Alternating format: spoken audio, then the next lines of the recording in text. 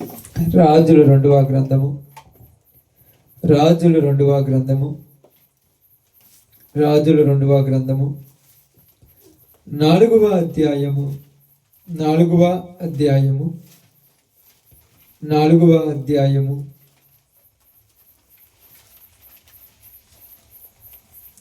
28వ వచనాన్ని జాగ్రత్తగా చదువుదాం.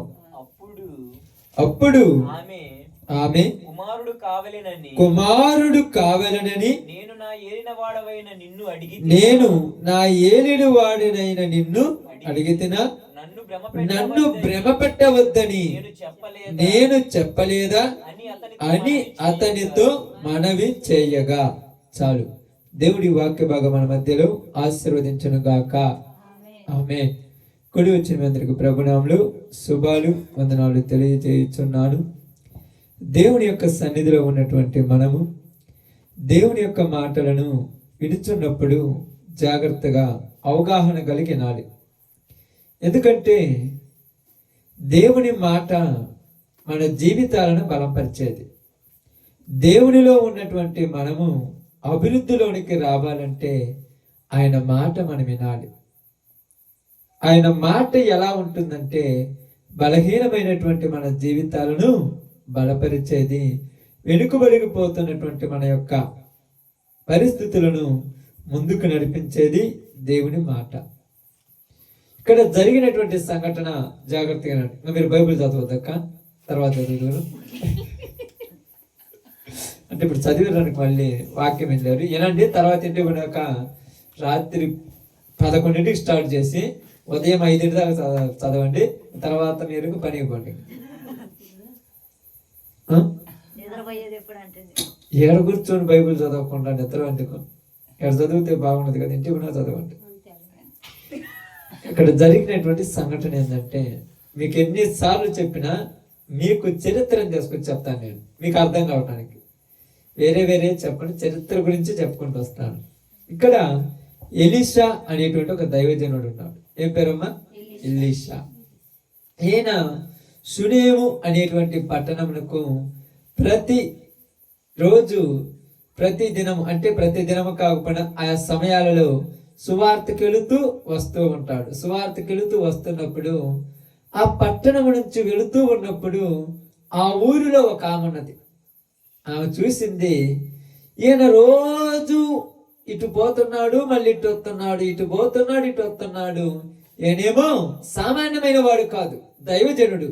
దైవజనుడు ఇలా పోతూ వస్తూ ఉన్నప్పుడు ఒక్కొక్క టైంలో రాత్రి కావచ్చు, ఒక్కొక్క టైంలో పొద్దు కావచ్చు, ఒక్కొక్క టైంలో వర్షం రావచ్చు, ఏదైనా ఇబ్బంది అవ్వచ్చు. కాబట్టి దైవజనుడు అటు పోతూ వస్తూ ఉన్నప్పుడు ఆమె ఏం చేసిందంటే, అయ్యా ఈరోజు నా ఇంటికి వచ్చి అన్నం తినపమని బ్రతిమలాడుకుంటుంది. ఏమంటుందమ్మా? అన్నం తినపమని బ్రతిమలాడుతుంది. దైవజనుడు ఒప్పుకోలేదు. లేదులమ్మా నేను తొందరగా వెళ్తాను, వెళ్ళేసి ఇంటికి వెళ్ళి తింటానులే, కుదరదులంటే కాదు, ఖచ్చితంగా తినాల్సిందే అని బలవంతం చేసింది. అన్నం పెట్టడం అనేది తప్పు కాదు, తప్పక అస్సలు తప్పు కాదు. అది దేవుని సేవకుడికి పెట్టడం అనేది అస్సలు తప్పు కాదు. ఎందుకు దేవుని సేవకుడికి పెట్టాలి? దేవుని దీవెనలు వస్తాయి. వీళ్ళు చరిత్ర ఎరిగిన వాళ్ళు. అబ్రహాం గురించి తెలుసా? అబ్రహాం గురించి ఎలా తెలుసుంటది? ఎందుకు తెలుసుంటది అంటే అబ్రహాము ఎరుగకయే దేవదూతలకు పరిచారం చేసినప్పుడు వాళ్ళు పోతూ పోతూ ఏమన్నారు తెలుసా? ఆశీర్వదించారు. ఏమని ఆశీర్వదించారు?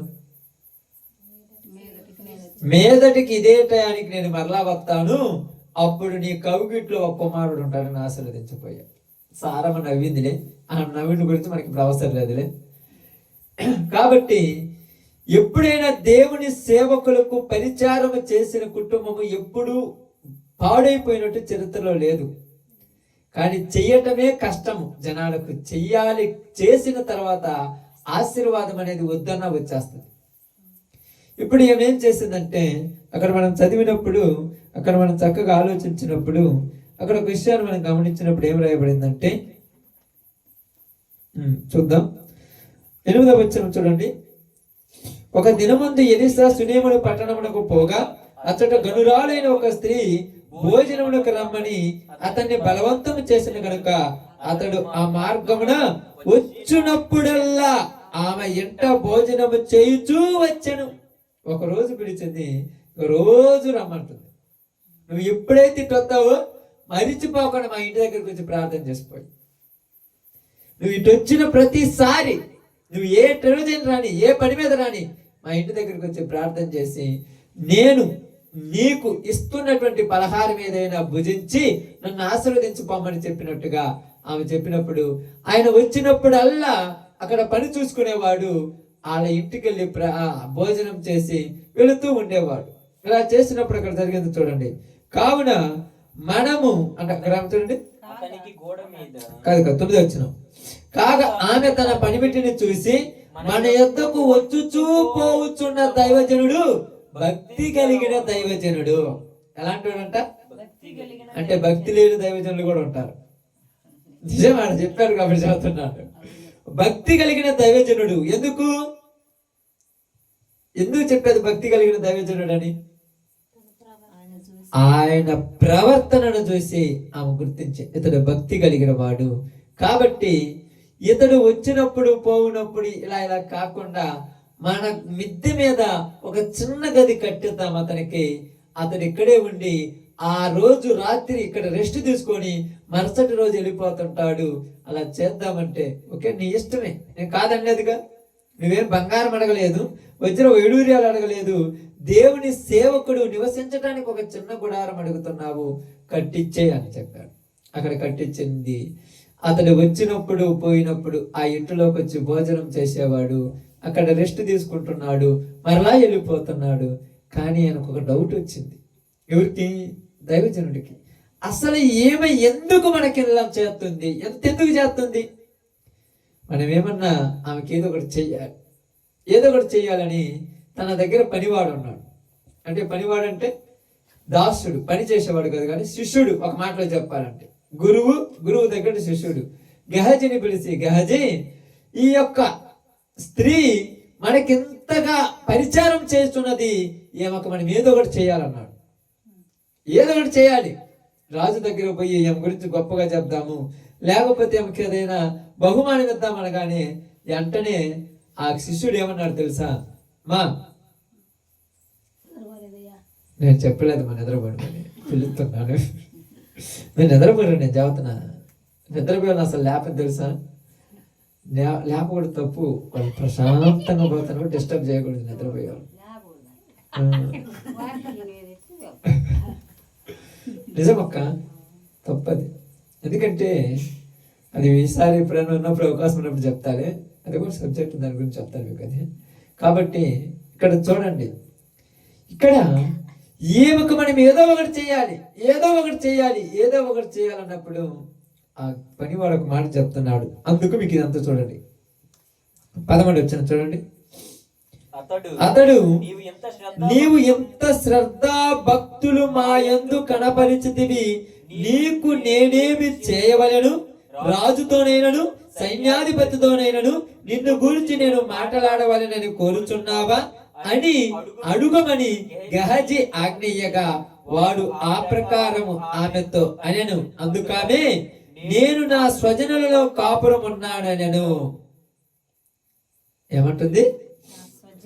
నేను నా స్వజనులలో కాపురం ఉన్నాను, నాకేం అవసరం లేదు. మరి ఎందుకు చేస్తున్నావు? పరిస్థితులు ఎలా ఉన్నాయంటే బాగా గమనించండి. ఒక మనిషి మనకు మేలు చేస్తున్నారంటే ఏదో ఆశించి చేస్తున్నారని ఆలోచిస్తారు. అవునా కదా? రోజు వద్దన్నా కూడా నేను పిలిచి, నీకు వద్దన్నా కూడా టీ పోతా, వద్దన్నా కూడా గారెలు ఎత్తా, వద్దన్నా కూడా పప్పు వేస్తున్నారంటే నేను నుంచి ఏదో ఒకటి ఆశిస్తుందని. మనమేమనుకుంటామంటే ప్రేమతో చేస్తున్నాను అనుకుంటున్నాము. ప్రేమతో చేసేది వేరు, ఆశించి చేసేది వేరు. చేయడం తప్పులేదు, కానీ ఇక్కడ అదే చెప్పిండు. ఈమె ఏదో మనం నుంచి ఆశించి చేస్తుంది కాబట్టి ఈమెకు మనం ఏదైనా చేద్దాం. రాజు దగ్గర నాకు మంచి పేరుంది, ఎందుకంటే నేను ప్రవక్తను, రాజు దగ్గర పోయి మాట్లాడగలను, సైన్యాధిపతి దగ్గరికి వెళ్ళి మాట్లాడగలను. ఆమెకి ఏదైనా అవసరం ఉందేమో అడగమను, నేను వెళ్ళి చెప్తానంటే ఆమె ఏమన్నా తెలుసా? నేను నా స్వజనుడి యొద్ద ఉన్నాను, నా స్వజనుడి యొద్ద ఉన్నాను, నాకేమీ అవసరం లేదు. అతడు దైవజనుడు. దైవజనుడికి చేస్తే దేవుడు ఆశీర్వదిస్తాడు. ఆ పరలోక ఆశీర్వాదం కోసం నేను చేస్తున్నాను, కానీ ఈ భూలోకంలో నాకేది అవసరం లేదన్నాడు. మీరు వద్దన్నా ఆయన ఇవ్వకుండా ఉంటాడా? మీరు వద్దన్న ఇవ్వకుండా ఉంటాడా? ఆయన గొప్పవాడు. ఎంత గొప్పవాడంటే బైబిల్ గ్రంథం ఏమి రాయబడింది మీ అందరికీ తెలుసు కదా. ఇదిగో నీవు ఏమి ఇత్తుతావో అదే పంటకు వస్తావు. నువ్వు మంచి పనులు నాకు చేస్తే నేను నీకు మంచి చేయకపోతే నేను దేవుని ఎందుకు అవుతా? నేను నీకు మంచి చేయాలని ఈయనలో తపన వచ్చేస్తుంది. ఎవరిలో? ఎలీషాలో.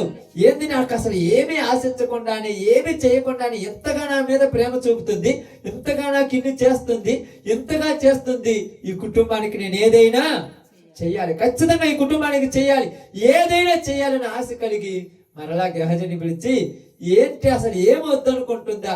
ఏంటంటే, అయ్యా ఆమెకు ఏమీ కొదువలేదు, ఆమె గుడ్రాళ్ళు అన్నదమ్మా. ఏమి కొదువలేదు, ఆమె గుడ్రాళ్ళు అని పిలిచింది. వెంటనే ఎలీషాకు ఆలోచన తట్టింది.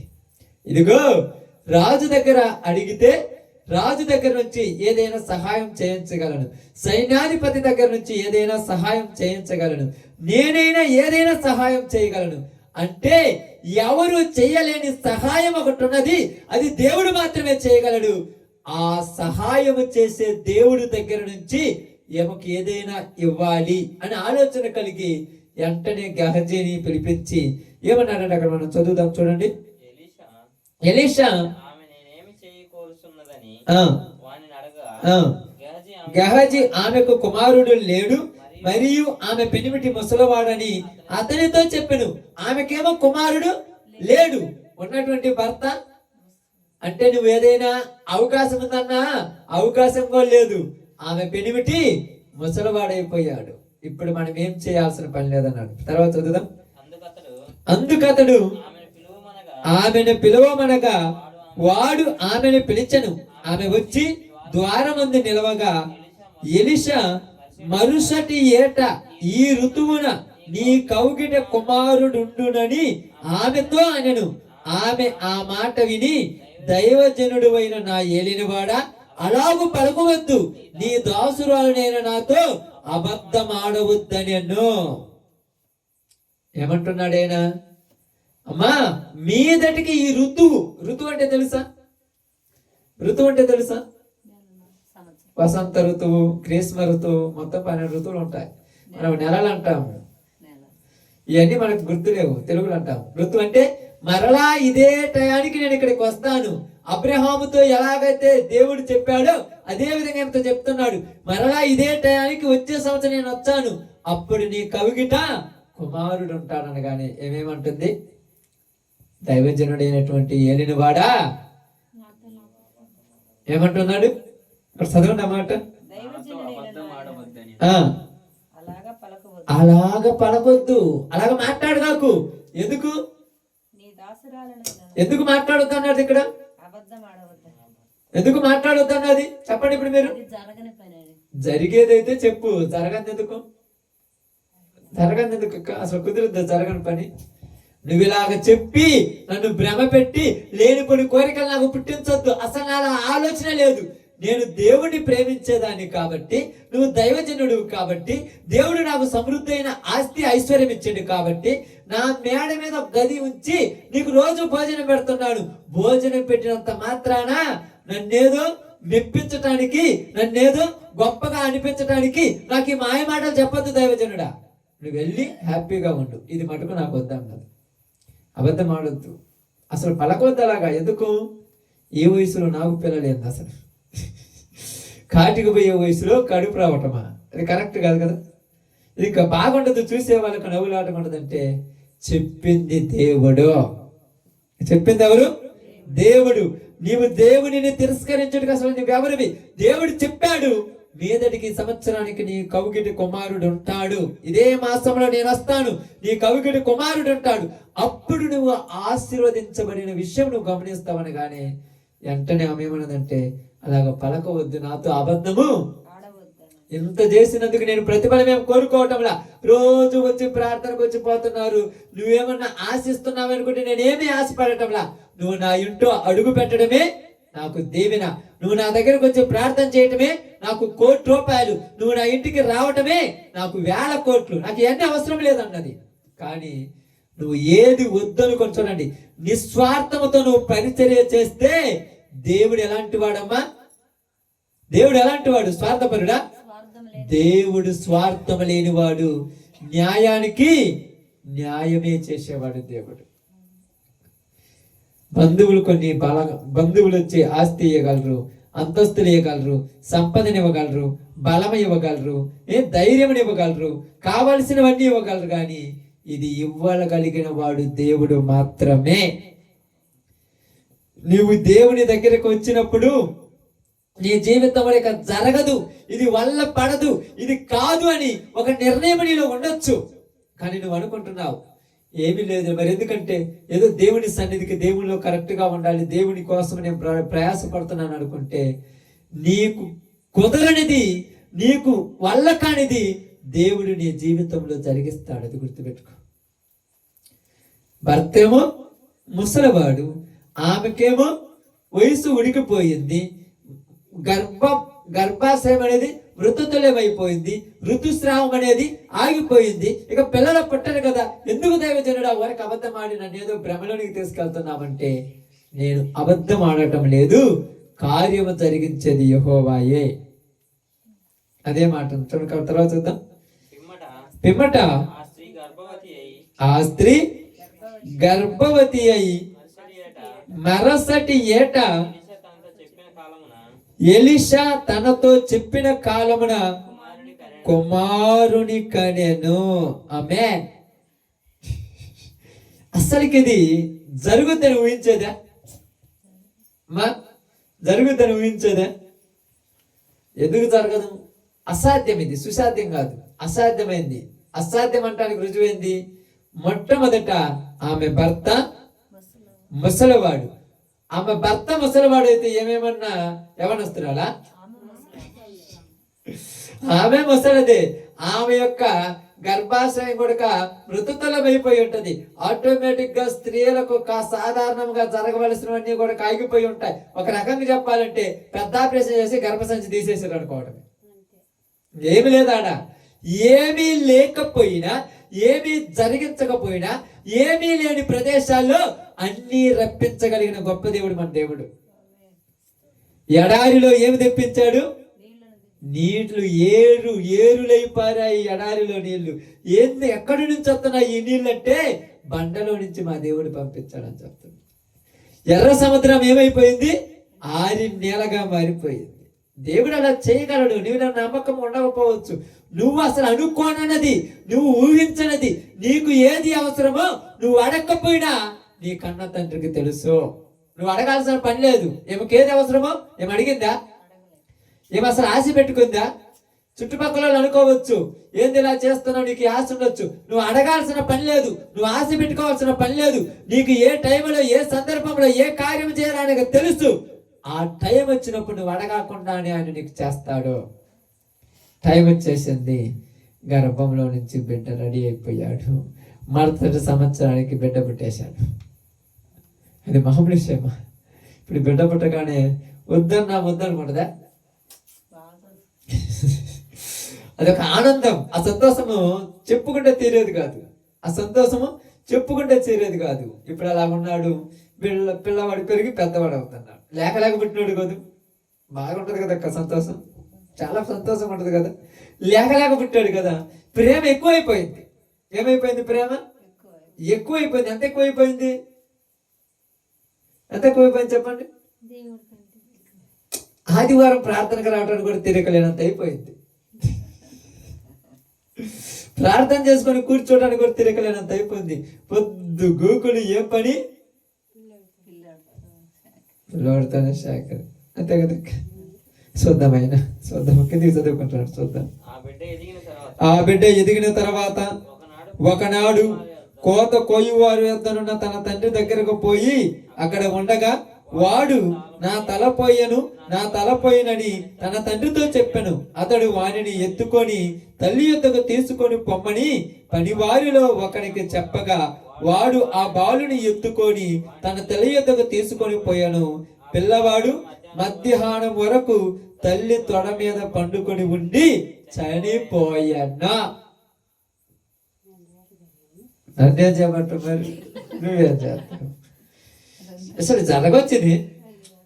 అందుకే కదా ఏం చెప్పింది, అసలు నాకు పిల్లలు ఇవ్వద్దని చెప్పాను, ఇచ్చి మళ్ళీ చంపేది ఎంత బాధ, భలే బాధ ఉంటుంది కదా. అది చెప్పుకుంటే తీరే బాధ. అసలు ఎందుకు చంపేసి ఉండొచ్చు అది ఆలోచించాలి. ఇక్కడ ఇచ్చింది దేవుడే, మరి ఎందుకు చంపేసినట్టు ఆలోచించండి. ఆయన కార్యం చూడాలని. చూడటానికి ఏముంది, ఆయన మామూలుడా? ఆమె ఎంత కార్యం చేసింది, మామూలు కార్యం చేసింది. ఆ ప్రాంతంలోనికి వచ్చినప్పుడు అల్లా ఎంత పని చేస్తుంది ఆమెను పరీక్షించాలని. అంతేనా? అంతేనా? ఆలోచించండి కొంచెం. ఇచ్చాడు కదా, ఇచ్చినోడు మళ్ళా తీసుకుంటే అది కష్టం కదా. అసలు బాగుంటుంది అది. అసలు ఎందుకు ఎవరు ఏమన్నారు? అందుకేమంటున్నాము 28 వచ్చి మనం చదివినప్పుడు 29లో ఏమన్నారు చూడండి. 28లో అప్పుడు ఆమె కుమారుడు కావాలని నేను నిన్ను అడిగానా? అసలు అడగనప్పుడు ఆ కుమారుడు లేనప్పుడు ప్రేమలే లేవు. వాడిని ఇచ్చాక ప్రేమ పెరిగిపోయింది. వాడు లేకుండా భోజనం లేకపోతున్నాను, వాడు లేకుండా నిద్రపోలేకపోతున్నాను, వాడు లేకుండా అసలు రోజే గడవటం లేదు. ఇచ్చేసావు, ఇప్పుడు నా తొడల మీద పండుకొని అమ్మ అమ్మ అమ్మ అని ఏడుస్తూ ఒక్కసారి ఊపిడి విడిచిపెట్టిపోతే ఎంత బాధ. ఇక రేపు టాము ముంచి నా పక్కన ఈడు పడుకోడేమో, ఇక రేపు టాళ ముంచి ఉదయాన్నే లేచినప్పుడు నేను ఎవరైనా చూడాలి, రేపు టాళ ముంచి ఎవరైనా నేను పేరు పెట్టి పిలవాలి, ఎంత బాధ. అసలు లేకపోతేనే బాగుండేది, ఇది బాధ అంతా లేకుండా పోయేది. అసలు ఎందుకు ఇచ్చినట్టు? ఇచ్చడానికి కారణం ఎందుకు ఇచ్చాడు తెలియదా? చేసిన పనికి ఇచ్చేశాడు, మరి ఎందుకు తీసుకున్నాడు? అబ్బే, ఇది కూడా చేసిన పనికే తీసుకొని ఉంటాడు, వరకు తీసుకుంటాడా? ఏదైనా మనం ఇందాక చెప్పాను, నువ్వు ఏమి ఎత్తుతావో అదే కొత్తావు.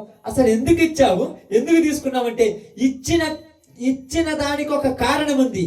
నువ్వు చాలా దేవుని ప్రేమించావు, చాలా ఎక్కువగా దేవుని పట్ల ఆ ప్రేమ చూపించావు, దేవుని మీద విశ్వాసం కలిగి ముందుకు నడుస్తూ ఉన్నావు. అందుకు నీకు ఏ బుద్ధి అయిన దేవునికి ఇచ్చేసావు. ఇచ్చిన తర్వాత ఇచ్చిన వాడిని మరిచిపోయిందేమో మనకు తెలియదు. ఇచ్చిన వాడిని. ఇక రెండోది ఇచ్చిన పిల్లవాడిని ఎక్కడికి పంపించేసింది? పొలంకి పంపించేసింది. ఏడ పెరగాడు? దేవుని మందిరంలో పెరగా. పొదుగుకుడు మందిరంలో పెంచుకోలేవు, పొలానికి పంపించాలి. తల్లి దగ్గర ఉంటారు. ఇప్పుడు పొలానికి పంపించేసింది. పొలానికి పోయినోడు పొలంలో వాళ్ళ నాన్న ఏం చేస్తున్నాడు? పొలం పని. అంటే పొలంలో పొలం పని చేయకుండా చెట్టు కింద దెబ్బలు కప్పుకోండి కొన్ని నిద్రపోతారా? అంతే నక్క. లేకపోతే మీరు ఏమైనా క్యారేజీలు అన్నం తీసుకుపోయి ఆ క్యారేజ్ ఆడ పెట్టుకొని చెట్టు నీడ చూసుకొని ఆడ కూర్చొని పనుకొని నిద్రపోయి మధ్యాహ్నం లేచి ఆ క్యారేజ్ అన్నం తిని మళ్ళీ ఆడ పనుకొని నిద్రపోతారా? అంతేనా? నిజం చెప్పను, అంతేనా? కావాలంటే చిలకాడ ఉన్నాను అడగండి, ఎవరు చేయరు ఆ పొలం పని, మేము కూడా ఆ చెట్టు కింద పోకొని రామంటారు. ఇక్కడ అంటూ దోమి బట్టలు ఉతికి ఎన్ని పనులు ఒకసారి వాళ్ళు చేయమని చూద్దామంటారు అంటారు. మీకు ఆయన తెలిస్తే మీరు అనుకుంటారు మీ అట్ట వస్తుందంటే ఏముంది, ఆ మిరప చెట్టు కొన్ని కూకొని 10 కాయలు కొత్తే 300 వేరు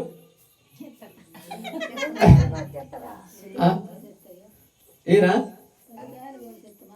10 కాయలంటే 10ఏనా? ఒక ఆతమే కదా కోసేది, వెనుకో ముందు. ఇప్పుడు మామూలుగా అందుకే కదా ట్రెండ్ మార్చారా? ఏం మార్చారు? ఇదేమి లేదు, ఎన్ని కేజీలు కోసుకుంటే అన్ని డబ్బులు అన్నారు. కేజీల ప్రకారం బట్టి ఆగుతురా? మధ్యాహ్నం అన్నం తింటరా? ఇంతకుముందు అన్నం తిన్నప్పుడు కూర్చోబట్టి అన్నం తిన్నబట్టి అబ్బా లేద్దామంటే ఇప్పుడే కదా తిన్న, చెయ్యి కూడా ఆరలేదు. ఏం మనిషి రేపు చాలా అసలు బాగూడదు. అందుకే కేజీల ప్రకారం ఇచ్చారు అనుకో, అన్నం కూడా తినేగా.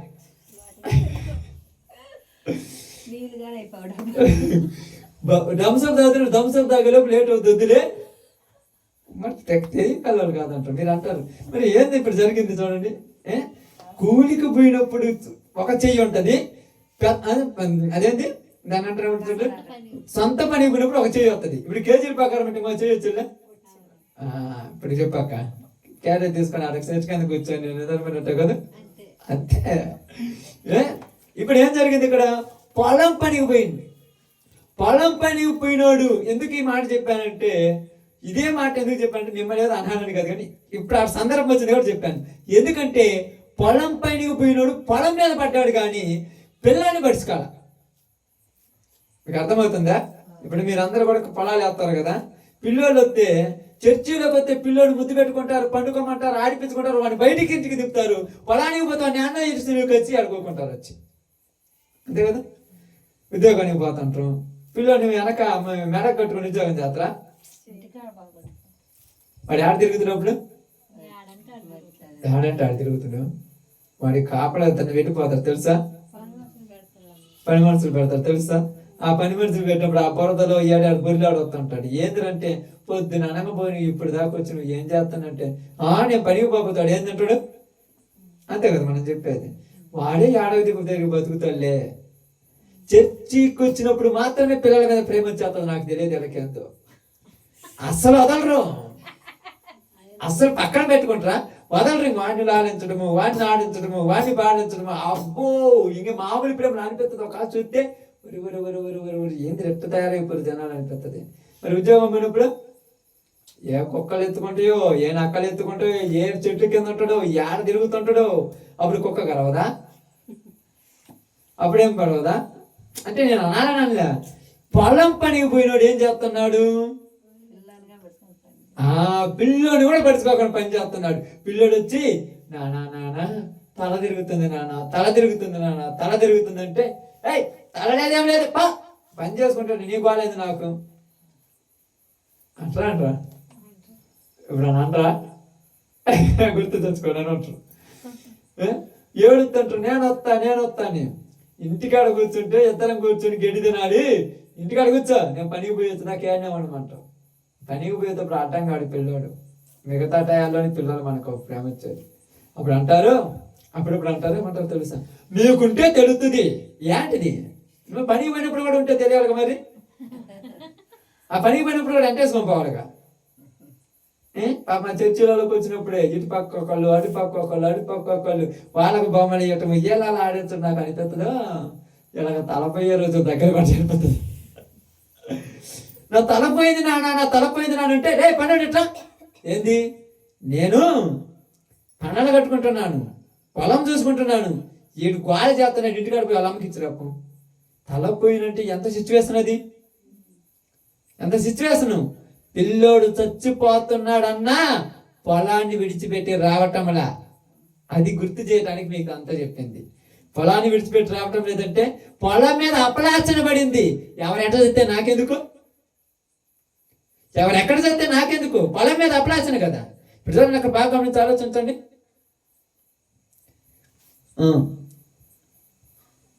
చదవండి 19 వచ్చిన. అతడు వాడిని 18 చదవండి.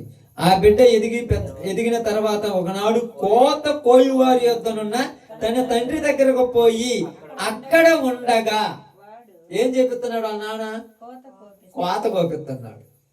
ఏం పంట మనకైతే తెలియదు. కందో కావచ్చు, జొన్న కావచ్చు, ఆరికలు కావచ్చు, గోధుమలు కావచ్చు, ఎలవలు కావచ్చు, కోత అయితే కోపిస్తున్నాడు. కోత కోపిస్తున్నటువంటి తండ్రి దగ్గర తీసుకుపోయాడమ్మ. పిల్లడు ఆడుకోవడానికి పోయాడు. కోత అంటే వచ్చి నాన్న కళ్ళు తిరుగుతున్నాయి అనగానే ఊరికి ఫోన్ చేశాడు. ఇప్పుడైతే ఫోన్లు కదా, ఇప్పుడు పని అంట ఏంటి తలకాయ నొప్పింది వీటితోటి తెలుసా. గోళ పని కూడా చేసుకున్నాడు సక్రంగా. ఊరి కోసం అక్క చేసేది పని. మరి వాడెందుకు తలకాయ నొప్పారు మీకు? నీ పనికి అడ్డం వస్తే ఎవరైనా ఒకటేనా? కన్న కొడుకునే పట్టించుకోలేదంటే అసలు దేవుడు గుర్తుంటాడా? అసలు గుర్తుంటారు చెప్పండి? అసలు పట్టించుకోడు దేవుడిని అనుకుంటాడు. దేవుడు అబ్బో వీళ్ళకి నేను అసలు అవసరం లేదు. ఎప్పుడు పట్టే గుర్తు పెడతాడు. ఎప్పుడు పొలంలో దేవుడు అవసరం లేదు, ఇంటికి వచ్చినా దేవుడు కావాలి వీళ్ళకి. మళ్ళా ఎందుకని పొలంలో పంట బాగా పండిందిగా. కోత వాళ్ళు ఎంతమందిని పెట్టారు? ఎంతమంది వచ్చారు పని వాళ్ళు, అటు ఇటు తిరుగుతున్నాడు, కొయ్యండి కొయ్యండి కొయ్యండి అంటున్నాడు. అబ్బో మామూలు చేపిస్తున్నారు ఆ పని. ఇంటికాడ పిల్లవాడు చచ్చిండు. నిజం అది, నేనే అబద్ధం ఆడినా. ఇంటికి పో, పిల్లోడు తలపోతుంది అన్నాడు. కళ్ళు తిరుగుతున్నాయి నానంటే, కళ్ళు తిరుగుతున్నాయి అంటే పొలాన్ని వదిలేసి రావాలా, పొలాన్ని పడుచుకొని పిల్లోని వదిలేయాలా?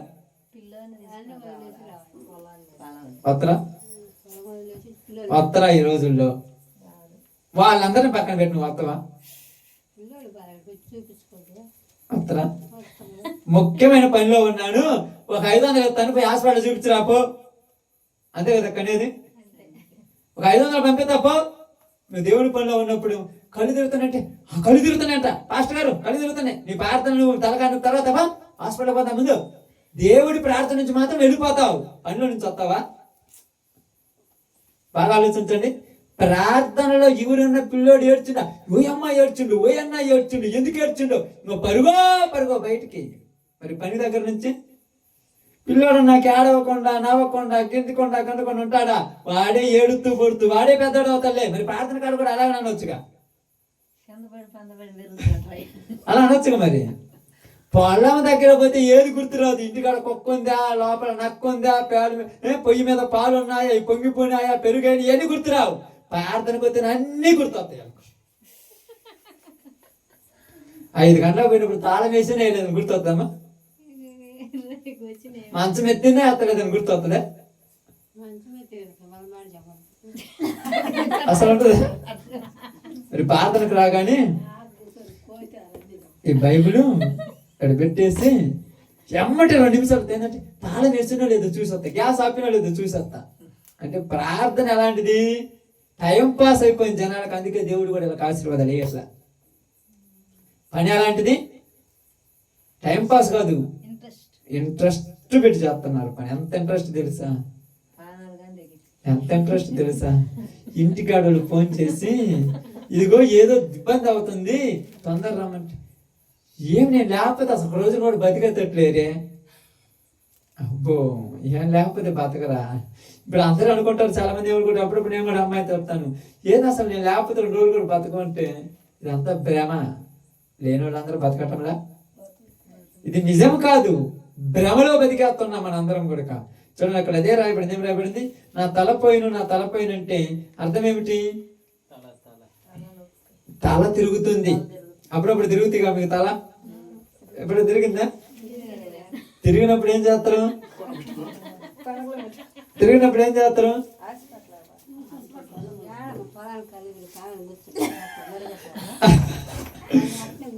హాస్పిటల్ పోతారా? గట్టి కళ్ళు మూసుకో 2 నిమిషాలుండి, వీళ్ళందరిలో నేను మళ్ళా ఎనిక్కిపోతే ఏమంటారు, పనికి రాంది, ఒక రాష్ట్రంలో చెప్పాలంటే చేతగా ఊరు రమ్మన్నారంటని రోషంతో చేస్తారు పని. మరి ప్రార్థన కాడా రోషం ఉండదు. కళ్ళు తిరుగుతా నేను ముందే బయట పోయి కూర్చుంటా, ముందే ఈరోజు ప్రార్థనకు రాను, బాగలేదు. మరి ఆడకుండా ఉండాలిగా బాగలేదని. ఆ రోషం ఎక్కడ పక్కకి పోతే ఏమంటారంట, మన భాషలో చెప్పాలంటే ఊరు రమ్మన్నాడు చేతగాని వాళ్ళని, 2 నిమిషాలు అందులో నిలబడలేదు. ఎందుకు వీళ్ళు అసలు? ఇట్టాటోళ్ళు కూడా అందరూ వచ్చి పనికి చెప్తారా? అక్కడ ఉంటది పౌరుషము. ఏడా ఉంటదా? ఏంటంటే కాళ్ళు నొప్పులు లేస్తున్నాయి. ఏం నొప్పులు? అదే రాళ్ల శాలలో పొరిలాడుతున్నప్పుడు నొప్పులు లేవు. ఏం 90 సంవత్సరాలు, 25 సంవత్సరాలు నువ్వు నా తోటి ఇప్పుడు నువ్వు చూద్దాం అమ్మ అప్పుడప్పుడు నా తోటి ముందురా పట్టెలు. ఆ చర్చిలోకి వచ్చి తొక్కటమే ఇంతే. ఆడ కింద పడి గొప్ప అవుతుంది, నా భయం అవుతుంది. మరి ఆడ వీళ్ళు గొడక పొలం మీద ఉన్నంత పిచ్చి పిల్లల మీద లేదు, పొలం మీద ఉన్నంత శ్రద్ధ తన శరీరం మీద, పొలం మీద ఉన్నంత ధ్యాస దేవుడి మీద లేదు. అందుకే దేవుడు గుర్తు చేస్తున్నాడు, అమ్మా మీ ఆయనకు పొలం పిచ్చి పట్టింది, నీకేమో పిల్లోడి పిచ్చి పట్టింది, నన్ను అసలు మర్చిపోయారు, ఆ ఇచ్చిన నేను తీసుకుంటాను అనుకున్నాడు. గుర్తున్నాడా? ఏమో లాలించి పాలించడం సరిపోయా, ఆయనేమో అక్కడక్కడ ఎకరాలు చెయ్యటము అమ్మటం సరిపోయా. ఇంకేనా మేడగది ఎక్కడ ఏనేడ? ఇప్పుడు ఊరి కోసం ఈ పొలం వేసింది. ఇంతకు ముందు ఏదో పొలం మనం సంపాదించి పెట్టాలి, అప్పుడు ఊరు లేదుగా. ఇప్పుడు పిల్లోడు వచ్చిన తర్వాత ఒక్కడు ఏడాది కానీ ఒకటి ఉంటే వాడికి 4 రూపాయలు సంపాదించి పెట్టొద్దు. వాడికి సంపాదించాలని పోయి వాడిని పోగొట్టుకుంటే. ఇప్పుడు జరిగిన తర్వాత ఇంటికి వచ్చి అమ్మా కళ్ళు తిరుగుతుంది అని అయ్యగారు పంపించాడంటే పిల్లోడు కూడా పట్టుకోండి ఏం సంపాదిస్తున్నట్టు ఆయన తెలుసుకురా. అందుకే అసలు ఆయన అంటే నాకు పడుతు. ఎట్టాడు ఆయన చెప్పండి, ఎట్టాడు ఆయన? ముసలోడు. వయసుడన్న అయితే పొలం మీద తిరుగుతున్నాడు, ముసలోడు ఎవరు తిరుగుతున్నాడు?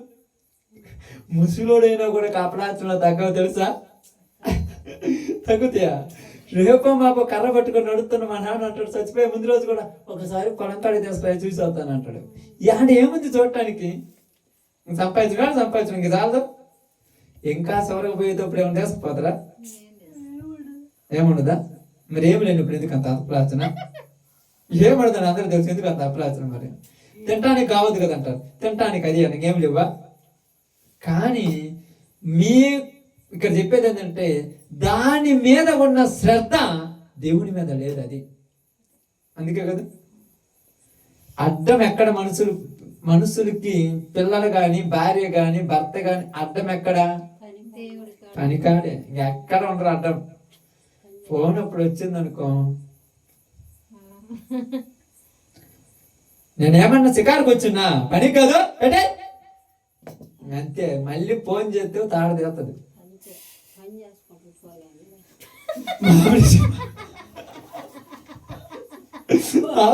అసలు ప్రార్థనకు వచ్చినప్పుడు మాత్రము తొందరగా అయిపోతే బాగుండి మాట్లాడకపోయా అనుకోండి. ఇప్పుడు బిజీ అంత షెడ్యూల్ ఏముంది బిజీగా. తలపోయినాను కానీ ఇంటికి తెచ్చిపోయి అయ్యా అమ్మా పిల్లోడు ఏదో కళ్ళు తిరుగుతాయి అంటే ఆయన ఇస్తే భుజాన్ని వేసుకొని వచ్చాను, నాకైతే ఏం తెలియదు ఈడుకో నీ కొడుకు అనగానే ఆమె ఏం చేసింది? బంగారు తల్లి కదా పాపం, ఒళ్ళో పడుకోబెట్టుకొని జోలు పడుతుండగా మా మా మా అంటూ కనిపించాడు.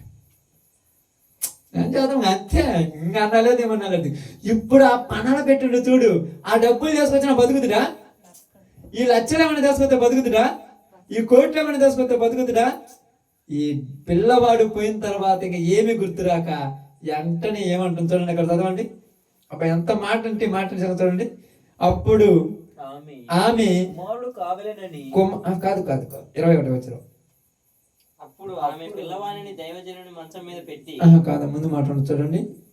వాడు ఆ బాలుని ఎత్తుకొని వాని తల్లి యొద్దకు తీసుకొని పోయాను.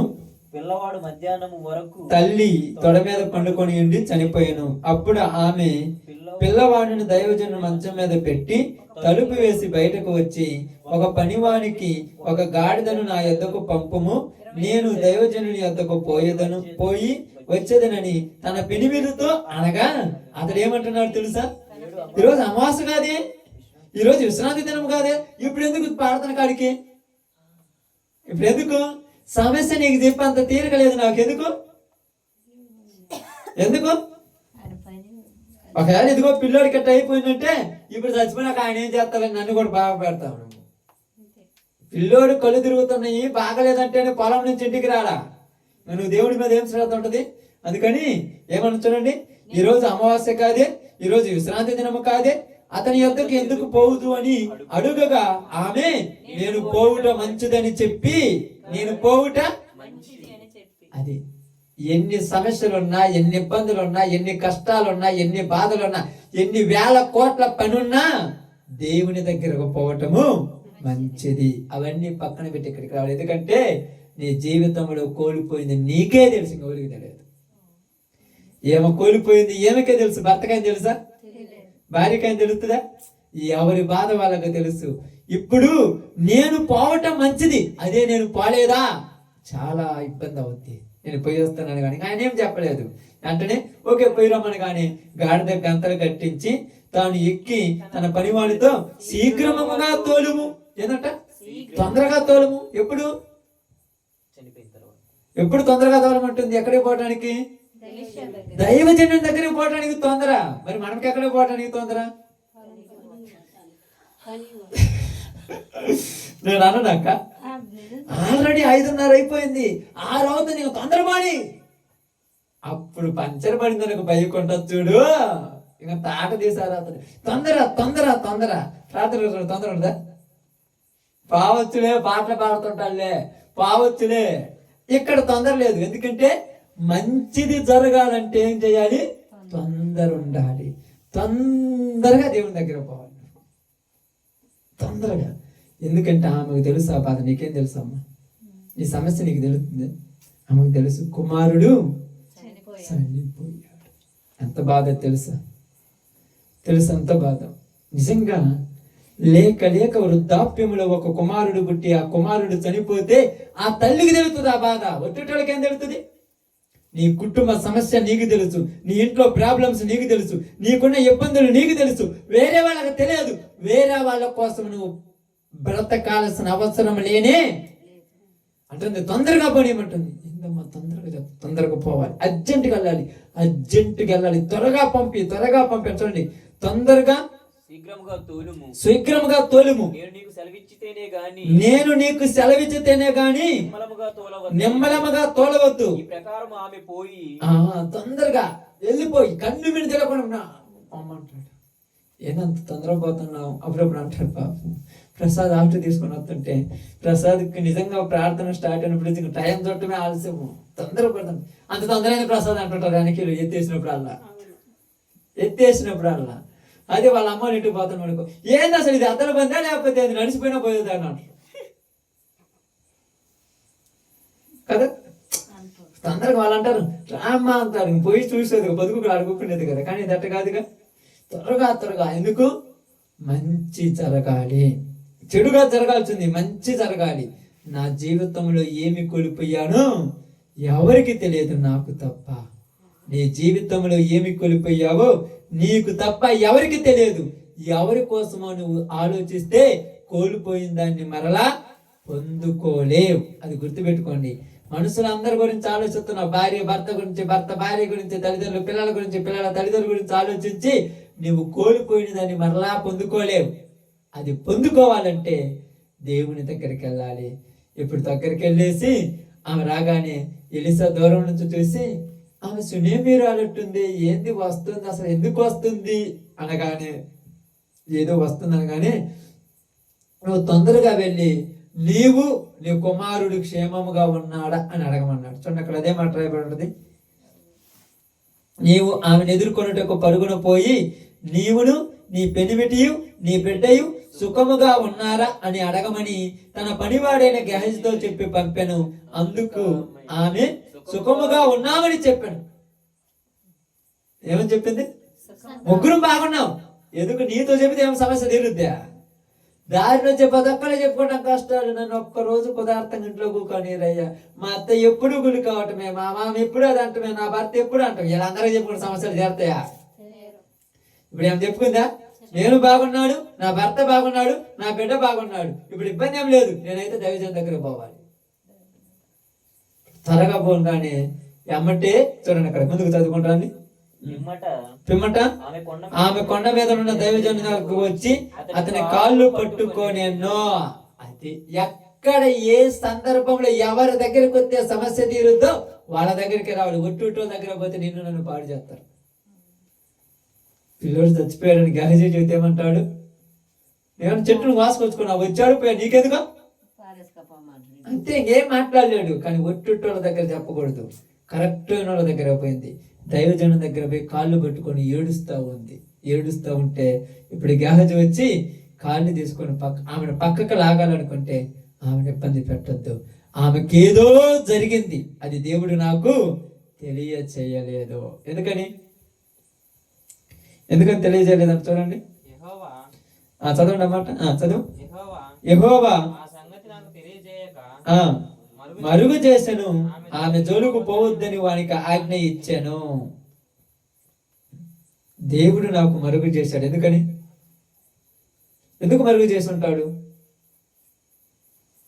మరుగు చేశాడంటే చెప్పలేదు. ఎందుకు చెప్పలేదు దేవుడు ఎలీషాకు ఆమె గురించి? చెప్పుండాలిగా సమస్య వచ్చినప్పుడు.